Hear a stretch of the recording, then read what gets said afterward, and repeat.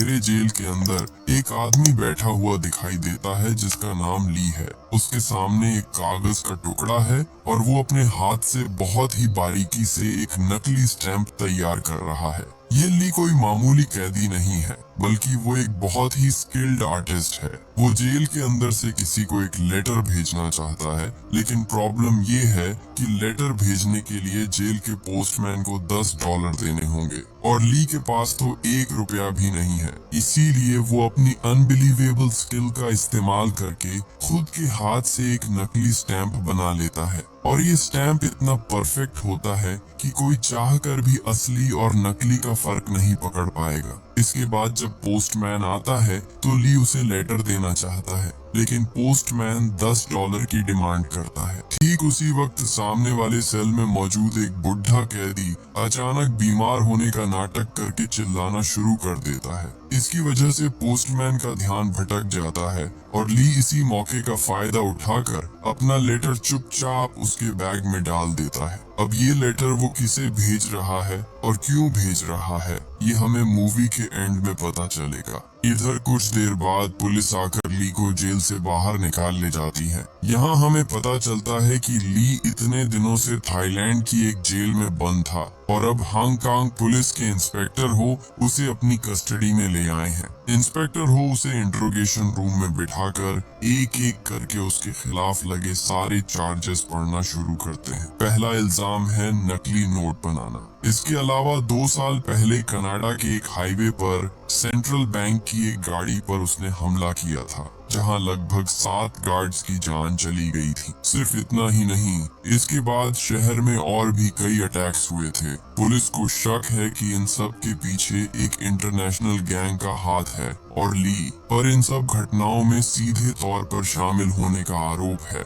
लेकिन ली हमेशा की तरह सारे आरोपों से इनकार करता है। वो बार बार एक ही बात कहता है कि इन सब का मास्टरमाइंड पेंटर नाम का एक बहुत बड़ा माफिया है। हालांकि इस पेंटर का असली नाम क्या है या वो कहाँ मिलेगा, इसके बारे में वो कोई जानकारी नहीं दे पाता। आज भी इंस्पेक्टर हो के सामने पेंटर के बारे में उसके मुंह से कोई काम की बात नहीं निकलती, बल्कि उसके चेहरे पर जबरदस्त खौफ दिखाई देता है। वो रोते हुए कहता है कि पेंटर उसे ढूंढकर मार डालेगा, इसलिए उसे जितनी जल्दी हो सके वापस जेल भेज दिया जाए। इसके बाद पुलिस उसके ब्लड और हेयर सैंपल्स कलेक्ट करके क्राइम स्पॉट पर मिले डीएनए से मैच करती है और रिजल्ट में हर एक सैंपल ली के साथ पूरी तरह मैच हो जाता है। इसका मतलब है कि उसका जुर्म अब दिन के उजाले की तरह साफ हो चुका है। पुलिस दोबारा उसे सच कबूल करने के लिए प्रेशर डालती रहती है, लेकिन हर बार की तरह इस बार भी ली सब कुछ मानने से इनकार कर देता है। ठीक इसी वक्त पुलिस स्टेशन के बाहर युवान नाम की एक लड़की इंतजार कर रही थी। वह अपने लॉयर को लेकर आई है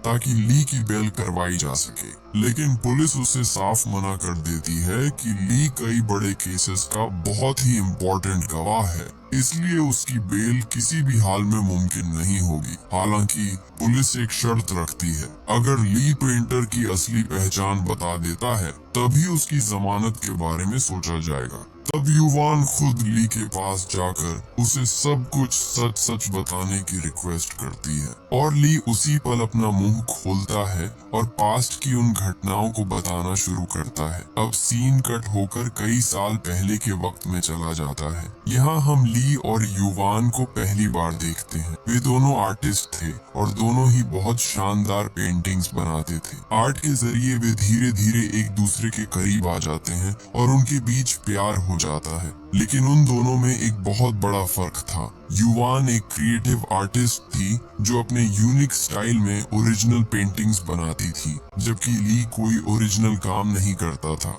वह बस मशहूर आर्टिस्ट्स की पेंटिंग्स को हूबहू कॉपी कर लेता था। उसकी कॉपी करने की काबिलियत सच में अनबिलीवेबल थी, लेकिन दिक्कत ये थी कि इन डुप्लीकेट पेंटिंग्स में किसी का कोई इंटरेस्ट नहीं था। अब यही कॉपी करने की ताकत आगे चलकर उसे एक खतरनाक रास्ते पर ले जाएगी। एक दिन लुक नाम का एक आर्ट गैलरी मालिक उनकी पेंटिंग्स देखने आता है। वह युवान का काम देखकर इम्प्रेस हो जाता है और सारी पेंटिंग्स खरीदना चाहता है, लेकिन उसे ली की पेंटिंग्स बिल्कुल पसंद नहीं आती क्योंकि वे दूसरों के काम की कॉपी थी। लुक उन्हें अपनी एग्जीबिशन में रखने से मना कर देता है। तब युवान जोर देकर कहती है कि या तो उसे सारी पेंटिंग्स एक साथ खरीदनी होंगी वरना वह एक भी नहीं बेचेगी। लुक के जाने के बाद ली युवान से कहता है कि तुम मेरी फिक्र मत करो, मेरी सारी पेंटिंग्स टोक्यो के एक आदमी ने पहले ही खरीद ली हैं। लेकिन कुछ देर बाद युवान को समझ आ जाता है कि ली झूठ बोल रहा है, उसकी एक भी पेंटिंग नहीं बिकी थी। असल में ली चाहता था कि उसकी वजह से युवान के करियर में कोई रुकावट न आए। खैर, एग्जीबिशन वाले दिन युवान अपनी पेंटिंग्स के बगल में चुपके से ली की एक पेंटिंग रख देती है। सब लोग काम की तारीफ कर रहे थे, तभी एक आदमी आकर ली की पेंटिंग का मजाक उड़ाने लगता है। उसका यह बर्ताव देखकर युवान को इतना गुस्सा आता है कि वह उसके ऊपर पानी फेंक देती है। हालांकि एग्जीबिशन खत्म होने पर ली खुद जाकर उस आदमी से माफी मांगता है। तब वह आदमी हंसते हुए कहता है कि वह तो बस मजाक कर रहा था ताकि ली उससे अकेले में मिलने आए, क्योंकि पूरी एग्जीबिशन से उसने जो पेंटिंग खरीदी थी वह ली की ही थी। इसके बाद एक रेस्टोरेंट में बैठकर वे काफी देर तक बात करते हैं। वह आदमी अपना इंट्रो पेंटर के तौर पर देता है। हाँ, ये वही पेंटर है जिसका नाम ली बार बार पुलिस को बता रहा था।